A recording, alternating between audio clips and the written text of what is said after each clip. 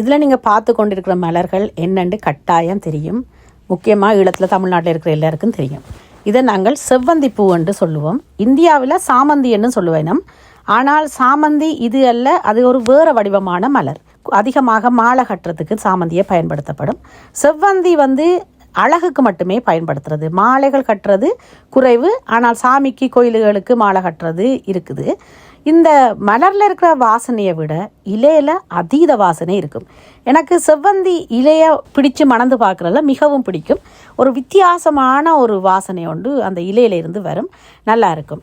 இந்த மலரில் ஒரு அதிசயம் என்னென்னு சொன்னால், மலர் காஞ்சா பிறகு காஞ்சை மலர்களை போட்டால் விதையாகி திரும்ப கன்றுகளாக திரும்ப வரும். இது ஒரு பெரிய ஒரு அதிசயம்தான். ஏண்டா மலர்கள் விதையாகி கன்றுகள் வாரன்றது அதிசயம்தான். எப்பொழுதுமே ஒரு செடியிலிருந்து காய்கள் தான் விதைகளா மாறுறது வழக்கம். இந்த மலர்ல ஒரு அதிசயம், மலர்களே விதைகளா மாறுறது. இந்த மலர்களை பிரெஞ்சு மொழியில எப்படி சொல்றேன்னு தெரியுமா?